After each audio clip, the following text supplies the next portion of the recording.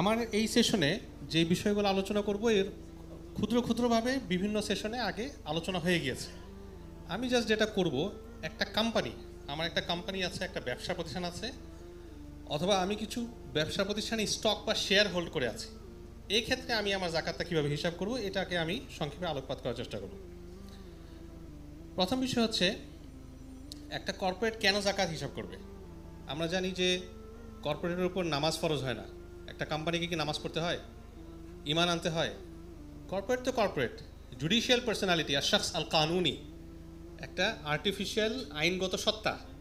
তাহলে তার উপর কি জাকাত ফরজ কিনা? আসলে কোম্পানির উপর জাকাত ফরজ না।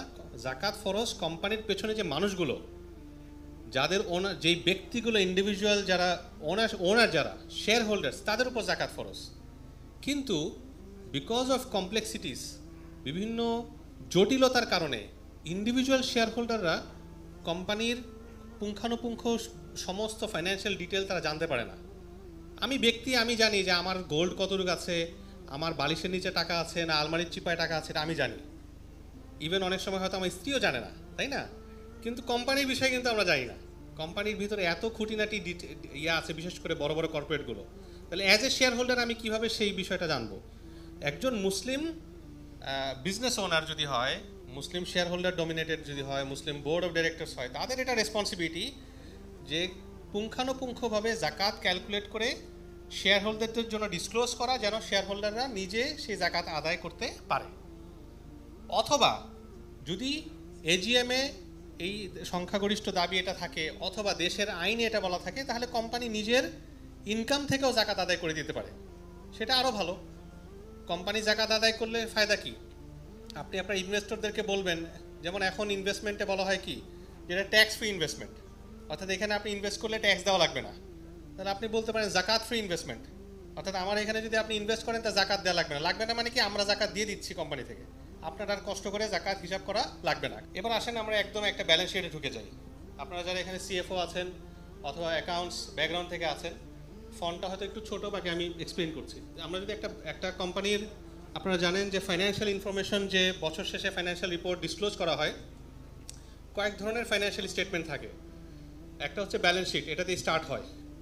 এরপর ইনকাম স্টেটমেন্ট থাকে, আবার অনেকে এটাকে প্রফিট অ্যান্ড লস স্টেটমেন্ট বলে। ব্যালেন্স শিটে মূলত থাকে অ্যাসেট, লায়াবিলিটি, আরও দিক দিয়ে হচ্ছে ইকুইটি।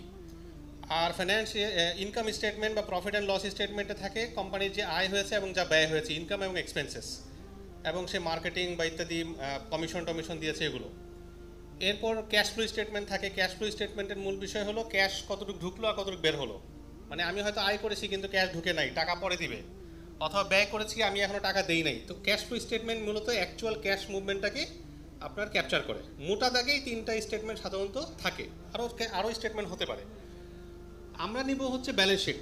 জাকাত হিসাবের জন্য আমাদের ইনকাম স্টেটমেন্ট আমরা ইউজুয়ালি নেব না, একটা খাত ছাড়া আমি বলবো ইনশাল্লাহ। মোটা দাগে আমরা নিব ব্যালেন্স শিট।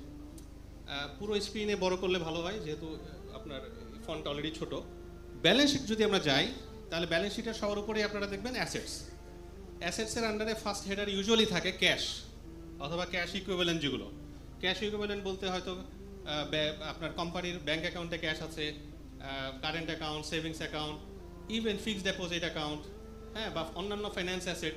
ফাইন্যান্স অ্যাসেট বলতে বিভিন্ন ফাইন্যান্সিয়াল ইনস্ট্রুমেন্টে সে বিনিয়োগ করে রেখেছে, যেগুলো ক্যাশ ইকুইভ্যালেন্ট, ইজিলি লিকুইডেট করা যায়। এই সবগুলাই জাকাতেবল। ওই যে আমি রিমার্কসে দেখেন জাকাতেবল বলেছি, অর্থাৎ এই সবগুলোই জাকাতের জন্য আমাদের যোগ করতে হবে। এরপর রিসিভেবল, যেগুলো আমরা পাবো। তো কোম্পানি যেগুলো ট্রেড রিসিভেবল, সে বিক্রি করেছে, টাকা এখনও আসে নাই, সেগুলোকে হিসাব করতে হবে। তবে যেগুলো ডাউটফুল ডেপ্ট, অর্থাৎ না পাওয়ার সম্ভাবনা বেশি, সেগুলোকে আমরা মাইনাস করতে পারি। মাইনাস করে, যে এটা ব্র্যাকেটে দেওয়া, অর্থাৎ মাইনাস করে আমরা এটা হিসাব করব। এরপর ইনভেন্টরির মধ্যে দেখেন র ম্যাটেরিয়ালস, তারপর ওয়ার্ক ইন প্রোগ্রেস এবং ফাইন্যান্স গুড, সবগুলাই রেডি ম্যাটেরিয়াল, রেডি গুড, যেগুলো অলরেডি আমাদের প্রস্তুত হয়ে গেছে, সবগুলোকে আমরা যুক্ত করব। এরপর মার্কেটেবল যদি কোনো সিকিউরিটিস থাকে, যেমন শেয়ার, যেটাকে আমরা আপনার বিক্রয় করার জন্য হোল্ড করে আছে। একটা কোম্পানি সে স্টক মার্কেটে শেয়ার কিনেছে, তো এখানে আমি লিখেছি zakatable subject to details. Subject to details বলতে এখানে আপনার কিছু বিবরণ আছে, যেটা সামনে আমি একটু পরে আবার স্টকের শেয়ার কীভাবে ক্যালকুলেট করবো এটা তখন বলবো, যেহেতু ওইটার সাথে রিলেটেড। বাকি ইন জেনারেল এটা জাকাতেবল। একইভাবে ধরেন এখন সুকুক, বাংলাদেশ গভর্নমেন্ট সুকুক ছেড়েছে, বাংলাদেশের কয়েকটা কর্পোরেট সুকুকও আসছে, আপনারা জানেন, আমি নাম নিচ্ছি না। তো সুকুক যদি হোল্ড করে থাকি, এটাও ইউজুয়ালি জাকাতেবল, বাট ই subject to details. Subject to details বলতে সুকুক হচ্ছে বন্ডের অল্টারনেটিভ যদিও, কিন্তু সুকুকের কিছু আন্ডারলাইং অ্যাসেট থাকে। কিসের জন্য সুকুক? যেমন বাংলাদেশ সরকারের যে সুকুকগুলো ছিল, একটা নিরাপদ পানির প্রজেক্ট ছিল, রাস্তার প্রজেক্ট ছিল, সড়ক প্রজেক্ট ইত্যাদি ইত্যাদি। তারপর কর্পোরেট সুকুক যেগুলো আসছে সেগুলো মেশিন কেনার জন্য ইত্যাদি ইত্যাদি। তো আমাদের দেখতে হবে যে সুকুকের আন্ডারলাইং অ্যাসেট কী। ঠিক যেমন একটা কোম্পানির ক্ষেত্রে আমরা দেখতেছি যে তার কী ধরনের অ্যাসেট আছে, সুকুকের ক্ষেত্রে এইভাবে আমাদের দেখে তখন সিদ্ধান্ত নিতে হবে। যাই হোক, এরপর আমরা অন্যান্য ইনভেস্টমেন্টগুলো যদি ধরেন তার একটা সাবসিডিয়ারিতে ইনভেস্টমেন্ট আছে, ধরেন একটা গ্রুপের সাবসিডিয়ারি আছে 10টা। হ্যাঁ, এখন সাবসিডিয়ারিগুলোতে তার ইনভেস্টমেন্ট আছে। সাবসিডিয়ারি ইনভেস্টমেন্টগুলোও subject to details of the investment. অর্থাৎ আমাদের যেটা করতে হবে, সাবসিডিয়ারি আগে জাকাত ক্যালকুলেট করে আসতে হবে। সাবসিডিয়ারি মানে কি? অধীনস্থ প্রতিষ্ঠান। 50% বা তার বেশি আপনার ইনভেস্টমেন্ট আছে গ্রুপ কোম্পানির, প্যারেন্ট কোম্পানি। তো সাবসিডিয়ারি কোম্পানির মধ্যে প্রত্যেকটা কোম্পানির আলাদা আলাদা জাকাত হিসাব করার পরে ওইটার জাকাতটা গ্রুপ আপনার তার নিজের জাকাত হিসেবে ক্যালকুলেট করবে তার ওনারশিপ অনুযায়ী। একইভাবে লং টার্ম ইনভেস্টমেন্ট যদি থাকে, সেই ইনভেস্টমেন্টের নেচার অনুযায়ী এটাকে আমাদের জাকাতের জন্য হিসাব করতে হবে। এরপর আসি আপনার আরও কিছু কারেন্ট অ্যাসেট থাকতে পারে, যেমন প্রিপেমেন্ট। এটাকেও সাধারণত কারেন্ট অ্যাসেটের মধ্যে ধরা হয়। প্রিপেমেন্ট হচ্ছে আমরা কোনো একটা সার্ভিসের জন্য আগে পে করে ফেলেছি, এখনও আমাদের হাতে আসে নাই। অগ্রিম বা আপনার ইউটিলিটি বিল পে করেছি, অথবা অগ্রিম কোনো সার্ভিসের জন্য পে করেছি, এইটা জাকাতেবল না, কারণ এই টাকার ওনারশিপ এখন আর আমাদের নাই। আমরা একটা সার্ভিসের বিপরীতে আমরা সার্ভিস পাবো, কিন্তু এই ক্যাশ আর আমাদের মালিকানা নাই। নন কারেন্ট অ্যাসেট বলতে যেগুলো ফিক্সড অ্যাসেটও বলা যায়, এবং এটার মাঝে মোটা দাগে গুরুত্বপূর্ণ হেডার হচ্ছে property, plant and equipment. Property, plant and equipment মানে ধরেন মেশিনারিজ। একটা ফ্যাক্টরিতে মেশিন আছে, অথবা তার নিজস্ব লরি আছে, নিজস্ব গাড়ি আছে আপনার ট্রান্সপোর্টেশনের জন্য, এগুলোতে জাকাত আসবে না। ঠিক যেমন আমরা ব্যক্তিগত জাকাতের ক্ষেত্রে ঘরের আসবাবপত্র, ফার্নিচার, এগুলোতে জাকাত আসে না, ল্যাপটপ, মোবাইলে জাকাত আসে না, ঠিক কর্পোরেটের ক্ষেত্রেও প্রপার্টি, প্ল্যান্ট অ্যান্ড ইকুইপমেন্টের মাঝে আমাদের জাকাত আসবে না। এই জন্য আমি নন জাকাতেবল লিখেছি। একইভাবে রাইট টু ইউজ অ্যাসেটস মানে আমরা ভাড়া নিয়েছি, রেন্টেকারের গাড়ি ভাড়া নিয়েছি, এই গাড়ির উপরে জাকাত আসবে না স্বাভাবিকভাবে, যেহেতু এটার ওনারশিপ আমাদের নাই, মালিকানা আমাদের নাই। তাহলে এই পুরোটাই গেল অ্যাসেট সাইডে। এবার আসি আমরা লাইবিলিটি। যেহেতু আমি অ্যাসেট ক্যালকুলেট করার পরে আমার যে ঋণ আছে, লাইবিলিটি আছে, সেটা বাদ দিব। তাহলে কী ধরনের লাইবিলিটি আমরা বাদ দিব? শর্ট টার্ম লোন বলতে বোঝানো হয় সাধারণত 1 বছরের কম সময়ের মধ্যে যেগুলো পে করা হবে, 3 মাস, 6 মাস ইত্যাদি, সেগুলো সবই ডিডাক্টিবল বলতে আমরা জাকাতের হিসাব থেকে বাদ দিতে পারবো। অন্যান্য বিভিন্ন কারেন্ট লাইবিলিটি থাকতে পারে আপনার, যেগুলো আরও কিছু অ্যাকাউন্টস পেয়েবল থাকতে পারে, যেমন আমার স্যালারি এখনও ডিউ হয়ে গেছে, যেটা অলরেডি ডিউ হয়ে গেছে, পে করা হয় নাই। অথবা ট্রেড পেয়েবল বলতে আমি মাল নিয়ে আসছি কিন্তু এখনও পে করি নাই, দোকানে আমার মাল নিয়ে এসেছি, অথবা ফ্যাক্টরিতে আমি কাঁচা মাল কিনে নিয়ে আসছি কিন্তু এখনও পে করি নাই, এগুলো সব আমাদের ডিডাক্টিবল বলতে আমরা লাইবিলিটি হিসাবে বাদ দিতে পারবো। লং টার্ম যদি কোনো লোন থাকে, লং টার্ম লোন বলতে বোঝানো হচ্ছে 1 বছরের পরে, আগামী 1 বছরে পেয়েবল না, 2 বছর, 3 বছর, 5 বছর, 10 বছরে পেয়েবল। 1 বছরের পরে সেগুলো আমরা ডিডাক্ট করতে পারবো না, লাইবিলিটির হিসাবে আমরা জাকাতের হিসাব থেকে বাদ দিতে পারবো না। শুধুমাত্র আগামী 1 বছরে যেটা পেয়েবল ওইটা আমরা বাদ দিতে পারবো। এছাড়া আপনার এখানে ইকুইটি, ক্যাপিটাল আর রিটেন আর্নিংয়ে আমরা নো আনসার এনএ বলার উদ্দেশ্য হলো এই নেট অ্যাসেট মেথডে এই খাতের কোনো কাজ নেই। ইকুইটির আন্ডারে শেয়ার ক্যাপিটাল অথবা রিটেন আর্নিং, এই 3টা হেডের কোনো কাজ এই নেট অ্যাসেট মেথডে নেই। ওইটা অন্য মেথডে আছে, ওই মেথড নিয়ে আমাদের প্রয়োজন নেই, আমরা এই মেথডে ব্যবহার করব। আচ্ছা, তাহলে এবার আসেন আমাদের আগের ক্যালকুলেশন অনুযায়ী এবার আমরা কিভাবে একটা কোম্পানির জাকাত হিসাব করব, আমরা স্টেপ বাই স্টেপ দেখি। ফার্স্ট স্টেপই থাকবে আমার টোটাল জাকাতেবল অ্যাসেট বের করা। তা আমি নাম্বার বলতেছি না, আমি আগে যেমনটা দেখিয়েছি, cash, receivable, inventory, marketable security সব কিছু মিলে ধরেন আমাদের আসলো 45 লাখ টাকা, 4,550,000। এরপর আমরা কি করব? স্টেপ 2 হচ্ছে লাইবিলিটিগুলোকে বাদ দিব। লাইবিলিটির মধ্যে কিন্তু আমরা নন কারেন্ট যেটা লম্বা সময় লাইবিলিটি, ওটা কিন্তু বাদ দিতে পারবো না, আগেই বলেছি। তো সব কিছু বাদ দেওয়ার পরে ধরে না মানে যেই জিনিসগুলো বাদ দিতে পারবো, এটার টোটাল হলো 14 লাখ, 14.5 লাখ টাকা। এরপর আমরা 3 নম্বর যেটা, তাহলে আমরা নেট জাকাতেবল অ্যাসেট বের করবো। নেট জাকাতেবল অ্যাসেট হচ্ছে আমার টোটাল জাকাতেবল অ্যাসেট যেটা ছিল 45,50,000, সেখান থেকে 14,50,000 টাকাকে আমরা বাদ দিব। বাদ দিলে যেটা আমার থাকছে সেটা হলো 31 লক্ষ টাকা। এই 31 লক্ষ টাকা হচ্ছে আমাদের নেট জাকাতেবল অ্যাসেট। এই নেটের উপর আমি এখন 2.557% মাল্টিপ্লাই করবো। 2.557% আসলে এখানে আমাদের আসতেছে 79,902 টাকা 50 পয়সা। আচ্ছা, এরপর যেহেতু আমি এখন জানলাম যে 79,902 টাকা 50 পয়সা এটা পুরো কোম্পানির জাকাত না একজনের জাকাত? পুরো কোম্পানির। আমার এখন একজনের জাকাত বের করতে হবে, পার শেয়ার জাকাত কত আসবে সেটা বের করতে হবে। তাহলে আমরা দেখবো যে কোম্পানির টোটাল ইস্যুড শেয়ারস কতগুলো শেয়ার ইস্যু করেছে। তো ধরেন আমরা ধরে নিলাম কোম্পানি টোটাল 1 লক্ষ শেয়ার ইস্যু করেছে, 100,000। তাহলে এই টোটাল নাম্বারটাকে আমরা 1 লক্ষ দিয়ে ভাগ দিব। তাহলে আমার পার শেয়ার জাকাত পার শেয়ার, আপনারা রিটার্ন পার শেয়ার বা আরও কত রকম ইপিএস এটা সেটা করেন, আর্নিং পার শেয়ার ডিক্লেয়ার করেন, জেডপিএস কেন ডিক্লেয়ার করেন না? জাকাত পার শেয়ার ডিক্লেয়ার করা উচিত, তাই না? আমরা আর্নিং পার শেয়ার ডিক্লেয়ার করি, ইপিএস এটা সেটা। আমাদের জেডপিএস শেয়ার ডিক্লেয়ার করা উচিত যে আমার পার শেয়ারে কত জাকাত। এবার একজন ইন্ডিভিজুয়াল শেয়ার হোল্ডার হিসেবে আমি কীভাবে আমার জাকাত হিসাব করবো? যখন কোম্পানি ডিক্লেয়ার করবে যে আপনার জেডপিএস হচ্ছে এবছর 0.799 টাকা, তাহলে সে দেখবে আমার কয়টা শেয়ার আছে, তার শেয়ার আছে 500। তাহলে সে 500কে 0.799 দিয়ে গুণ দিবে, তাহলে তার শেয়ার আসলো টোটাল মাত্র 399 টাকা 51 পয়সা বা 400 টাকা। এই স্টেপ বাই স্টেপ প্রসেসে যদি একটা কোম্পানির দায়িত্ব, আমি শুরুতে যে কোম্পানির দায়িত্ব বলেছি, কোম্পানির দায়িত্ব হচ্ছে এই পর্যন্ত জাকাত পার শেয়ারটা ডিক্লেয়ার করা, একদম ক্লিয়ার কাট, এত গোজামিল ছাড়া সে ডিক্লেয়ার করবে। এবং এই ডিক্লেয়ারটা সত্যায়ন করবে একটা শরিয়া বোর্ড অথবা শরিয়া অ্যাডভাইজারি কোম্পানি, একটা তৃতীয় প্রতিষ্ঠান। এটা ইন্টারন্যাশনাল শরিয়া গভর্নেন্স স্ট্যান্ডার্ডগুলো অনুযায়ী আমরা বলছি। আমি নিজেই যদি বলি যে আমার জাকাত এত, এটা কীভাবে বেট হবে? আপনারা বলেন ফাইন্যান্সিয়াল স্টেটমেন্ট আপনারা অডিট ছাড়া কি বিশ্বাস করেন?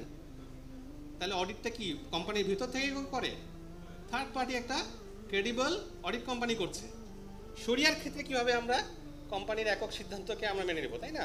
তো সেই জায়গায় ইন্টারন্যাশনাল শরিয়া গভর্নেন্স স্ট্যান্ডার্ড অনুযায়ী একজন তৃতীয় ইন্ডিপেন্ডেন্ট বডি থাকা দরকার, যে ভেরিফাই করবে, যে ওয়েট করবে, হ্যাঁ আমি দেখেছি ক্যালকুলেশন এবং আমাদের হিসাবে বা আমাদের রিভিউ অনুযায়ী এই যে জেডপিএস ডিক্লেয়ার করা হয়েছে এটা ঠিক আছে। এইটা দেখার পরে এখন ইন্ডিভিজুয়াল শেয়ার হোল্ডার এই কাজটা করবে, বাকিটা করবে। আর ওই যে পূর্বে আমি বলে আসছি, যদি এজিএম এর সিদ্ধান্ত হয় অথবা একটা দেশের রাষ্ট্রীয় আইন হয় যে কোম্পানি নিজেই ডিক্লেয়ার করবে, তাহলে আগের স্টেপ পর্যন্ত এই পর্যন্ত কোম্পানির কাজ শেষ। সে যখন বের হবে যে আমার 79,902 টাকা বা 80,000 টাকা আমার জাকাত, সে কোম্পানি থেকে জাকাত দিয়ে দিবে, দিয়ে সে এক্সপেন্সের মধ্যে দিয়ে দিবে জাকাত এক্সপেন্ডিচার। ওই যে ইনকাম স্টেটমেন্টে তখন এটা আসবে, ডিসক্লোজার আসবে, জাকাত এক্সপেন্ডিচার এই বছর আমরা এত টাকা জাকাত দিয়েছি। তাহলে আর তখন এই পরের দুইটা ধাপের প্রয়োজনই নাই, কারণ আমরা কিন্তু আর বলতেছি না শেয়ার হোল্ডারদেরকে যে তোমার পে করতে হবে, কারণ শেয়ার হোল্ডার জাকাত অলরেডি পে করা হয়ে গেছে। শেয়ার হোল্ডার বরং খুশি হবে। ঠিক আছে, আশা করি এই বিষয়টা আমাদের কাছে বুঝেছি। এখানে আরও কিছু নোট আমি দিয়েছি, এই নোটগুলো আসলে আমি কথা বলতে বলতে বলে ফেলেছি। শুধু একটা দুইটা জিনিস বলি, এটা আগেও আমাদের মুফতি জুবাইর আব্দুল্লাহ হাফিজাহুল্লাহ ওনার সেশনে বলেছিলেন যে ইনট্যাঞ্জিবল রাইট যেগুলো, যেমন আমরা কপিরাইট, প্যাটেন্ট রাইট বা ট্রেডমার্ক, যেগুলো আমরা বিক্রি করার জন্য প্রিপেয়ার করেছি, বা কম্পিউটার সফটওয়্যার, এটা আইওফির একদম হুবহু একটা ক্লজ জাকাত স্ট্যান্ডার্ডের। এখানে বলা হয়েছে শুড বি সাবজেক্ট টু জাকাত অন আর্টিকেলস অফ ট্রেড, অর্থাৎ এটাকে ব্যবসায়িক পণ্য হিসেবে আমাদের জাকাত হিসাব করতে হবে। কেউ যদি সফটওয়্যার বানায় বিক্রি করার জন্য, তাহলে তাকে জাকাত হিসাব করতে হবে অ্যাজ এ ব্যবসায়িক পণ্য। এটা আমি বলেছি। আরেকটা বলেছি, এটা আরেকটা ইম্পর্টেন্ট পয়েন্ট, এটাও হুবহু আইওফির জাকাত স্ট্যান্ডার্ড থেকে নেয়া। যদি কোম্পানির কোনো জাকাতেবল অ্যাসেট না থাকে, তাহলে জাকাত is obligatory on the remaining part of the net income at the end of the year. আচ্ছা, এইটা একটা ইন্টারেস্টিং পয়েন্ট। যদি কোম্পানি এমন হয় যে তার কোনো জাকাতেবল অ্যাসেট নাই, সার্ভিস বেসড কোম্পানি, তার আসলে কোনো জাকাতেবল অ্যাসেট নাই, ক্যাশ নাই, কিচ্ছু নাই, সেক্ষেত্রে এটা একটা অভিমত এবং আইওফি স্ট্যান্ডার্ডেও এটা আছে। সেক্ষেত্রে আমরা নেট ইনকামের উপর জাকাত দিব। এই নেট ইনকাম বের করতে হলে আমাকে তখন ইনকাম স্টেটমেন্ট দেখতে হবে, প্রফিট অ্যান্ড লস স্টেটমেন্ট দেখতে হবে। এবং এখানে একটা ইন্টারেস্টিং বিষয় আছে, এই যে নেট ইনকাম আমরা বলছি, এবং আপনারা যারা অ্যাকাউন্ট্যান্ট অ্যান্ড অডিটর, আপনারা যেটা নেট ইনকাম বলেন, এখানে কিছু পার্থক্য আছে। আপনার নেট ইনকাম বলার ক্ষেত্রে ট্যাক্স ইত্যাদি অনেক কিছুকে বাদ দিবেন, যেটা এখনো পে করা হয়নি। ট্যাক্সের জন্য প্রভিশন রাখা হয়েছে, কিন্তু আমরা সেটাকে বাদ দিব না, কারণ যেটা এখনও আমাদের জন্য ডিউ হয় নাই এই বিষয়টা বাদযোগ্য নয়। আমরা তখন নেট ইনকাম যেটা করব সেটা গ্রস একদম ইনকাম থেকে এক্সপেন্স বাদ দেওয়ার পরে যেটা থাকলো বিফোর ট্যাক্স সেটা আমরা এখানে হিসাব করব এবং ওইটার উপর জাকাত হিসাব করব। আর আরও কিছু বিষয় এখানে আছে, আমি সময় সংক্ষিপ্ততার জন্য এগুলো বলছি না, আপনাদের কাছে নোট থাকবে ইনশাল্লাহ। একটা জিনিস আমি বলতে চাই যেটা অবশ্যই আপনাদের কাছে অলরেডি স্পষ্ট হয়ে গেছে, যে আমরা ট্যাক্স দেই, জাকাত কেন দিব, তাই না? তো ট্যাক্স এবং জাকাত ডেফিনেটলি দুইটা পুরো ভিন্ন বিষয়। হ্যাঁ, অবশ্যই এটার ভিতরে যদি ইন্টিগ্রেশন থাকতো খুব ভালো হতো। যেমন মালয়েশিয়াতে যেটা আছে যে আপনি যদি জাকাত দেন, রেকগনাইজ জাকাত বডিকে, স্টেট জাকাত বডিকে আপনি যদি জাকাত দেন, তাহলে ইন্ডিভিজুয়ালের ক্ষেত্রে 100% ট্যাক্স রিবেট পেতে পারবেন। অর্থাৎ আপনি যদি এই বছর 10,000 টাকা জাকাত দিয়ে থাকেন, তাহলে ট্যাক্স যা আসবে সেখান থেকে 10,000 টাকা আপনি কম দিবেন, একদম 100%, যাই হোক ফিগার। কর্পোরেটের ক্ষেত্রে এটা একটা লিমিট আছে, আমি ভুলে গেছি কত পার্সেন্ট, বাট একটা লিমিট আছে যে এত পার্সেন্ট পর্যন্ত আপনি রিবেট পেতে পারেন। তো এটা হইলে ভালো হতো, এবং আমাদের এটা সাজেশনও আছে, আমরা সরকারের কাছেও এই সাজেশন দিয়েছি, ধর্ম উপদেষ্টা সাহেবের কাছেও এই সাজেশন দিয়েছি, আশা করি বাংলাদেশে হবে, এবং কিছু কিছু জায়গায় রিবেট জাকাতের জন্য অলরেডি হয়েছে আমরা জেনেছি, আশা করি সামনে আরও হবে। কিন্তু মাথায় রাখতে হবে ট্যাক্স এবং জাকাত অবশ্যই ভিন্ন। এই জন্য কোম্পানিগুলোকে আমরা উৎসাহিত করি যে আপনি যেভাবে ট্যাক্স দিচ্ছেন জাকাতের ক্ষেত্রেও যেন আমাদের কোনো আপনার না থাকে। প্রশ্নোত্তর আমরা নিব, পরে নিব ইনশাল্লাহ। আচ্ছা, এরপর আমি শেষ করে দিচ্ছি স্টকসের ব্যাপারটা, যে আমরা যখন স্টকে জাকাতের হিসাব করব, এখানে মূলত মোটা দাগে আপনার দুইটা মেথড আছে। এক নম্বর হচ্ছে নেট জাকাতেবল অ্যাসেট মেথড, ঠিক যেই মেথডটা আমরা মাত্র করলাম। অর্থাৎ আমি একটা কোম্পানির 500 শেয়ার ওন করি, এখন কোম্পানি যদি আমাকে ডিক্লেয়ার করে দেয় যে আপনার ZPS এত, তাহলে তো আমি ইজিলি জাকাত ওটার ভিত্তিতেই আমি পে করতে পারি, আমার এত ডিটেলে বা অন্য কোনো হিসাবে আমার যেতে হয় না। কিন্তু বাস্তবতা হলো আমাদের দেশে যে লিস্টেড কোম্পানি আছে বা এমন আনলিস্টেড কোম্পানি আছে, কেউ কি জাকাত পের শেয়ার এটা আপনার ডিক্লেয়ার করে? কেউই করে না। তো এখন আমরা কি করব, যারা আমরা স্টকে ইনভেস্টমেন্ট করছি কিন্তু আমরা জানি না যে কোম্পানির কি পরিমাণ অ্যাসেট আছে, জাকাতেবল অ্যাসেট আছে ইত্যাদি ইত্যাদি, সেক্ষেত্রে আমাদের যেটা করতে হবে এটাকে বলা হয় market value method. Market value মেথডের মূল কথা হলো যে স্টকস যদি আমরা ক্রয় করে থাকি বিক্রি করার জন্য, তাহলে এটাকে আমরা একটা ব্যবসায়িক পণ্য হিসেবে কনসিডার করে পুরো ভ্যালুর উপরে জাকাত দিব। অর্থাৎ আমি একটা শেয়ার কিনেছি, যে 1 মাস পরে দাম বাড়লে আমি বিক্রি করে দেব, সেক্ষেত্রে অন্য সব ব্যবসায়িক পণ্য যেভাবে আমি বিক্রি করার জন্য যদি কিনি তাহলে আমাকে মার্কেট ভ্যালু ধরে জাকাত দিতে হয়, এখানেও তাই। এটাকে আমি সহজে বোঝানোর জন্য একটা দিই, দেখেন যে এখানে আমরা কয়েকটা স্টক দেখতেছি, ABC, XYZ, DEF ইত্যাদি ইত্যাদি, এবং এগুলো বিভিন্ন রকম কোম্পানি, একটা টেক কোম্পানি, একটা মেটাল কোম্পানি, একটা এনার্জি লিমিটেড, একটা ইসলামী ফাইন্যান্স কোম্পানি ইত্যাদি ইত্যাদি। তো আমার কাছে কোনোটার 1000 শেয়ার আছে, 500 শেয়ার আছে, 2000 শেয়ার আছে ইত্যাদি, এবং এই শেয়ারগুলোর ফেস ভ্যালু, অর্থাৎ ইনিশিয়ালি যখন শেয়ারগুলো ইস্যু করা হয় IPOর সময়, ফেস ভ্যালু ছিল 1 টাকা 50 পয়সা বা ইত্যাদি, এবং যখন আমি কিনেছি তখন এই 1 টাকার শেয়ার কিনেছি 120 টাকা, 120 USD ডলার দিয়ে। আর যখন আমি জাকাত হিসাব করছি সেই সময় এটার মার্কেট ভ্যালু ছিল 150 USD। এখন আমরা কোন ভ্যালুটাকে হিসাব করব আপনাদের কি মনে হয়? মার্কেট ভ্যালু, যেদিন জাকাত আমরা ক্যালকুলেট করছি ওই দিনের যে মার্কেট ভ্যালুটা, ওই দিনের মার্কেট ভ্যালুটা সেইটা আমরা হিসাব করব। ফেস ভ্যালু আমরা হিসাব করব না, আমার কেনা মূল্যটাও আমি হিসাব করব না। আর আগেই বলেছি যদি আমরা জানি কোম্পানির ডিটেল ডিসক্লোজার এবং জাকাত পার শেয়ার, তাহলে আমাদের এই মেথডে যাওয়াই প্রয়োজন হচ্ছে না, আমরা স্ট্রেট জাকাত পার শেয়ার অনুযায়ী আমাদের জাকাত হিসাব করে দিয়ে দেব। লাস্ট একটা দুইটা পয়েন্ট বলে আমি শেষ করে দিচ্ছি। আমরা যখন অ্যাকাউন্টিং পার্সপেক্টিভ থেকে অ্যাসেট অ্যান্ড লাইবিলিটি হিসাব করি আর শারিয়ার পার্সপেক্টিভ থেকে অ্যাসেট অ্যান্ড লাইবিলিটি হিসাব করি, অনেক ক্ষেত্রে এখানে সিগনিফিকেন্ট ডিফারেন্স আছে। অর্থাৎ অ্যাকাউন্টস বলতেছে না এটা তো অ্যাসেট, শারিয়া বলতেছে এটা অ্যাসেট না। অ্যাকাউন্টস বলতেছে এটা তো লাইবিলিটি, শারিয়া বলতেছে এটা লাইবিলিটি না।